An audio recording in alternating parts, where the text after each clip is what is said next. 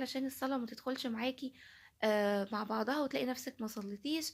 وإن شاء الله السنة دي كلنا ننتظم في الصلاة، واللي ما بينتظمش ينتظم، واللي مش بيصلي يصلي، وإن شاء الله كلنا نقرب من ربنا.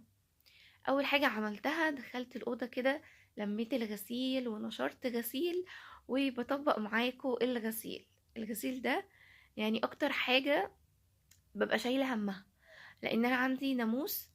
فلو أنا أخرت في الغسيل ومثلا خلاص بقينا المغرب، ما بعرفش أنشر أو ألم الغسيل بسبب الناموس، فلازم أعمله الصبح قبل ما بقى الليل يليل عليا.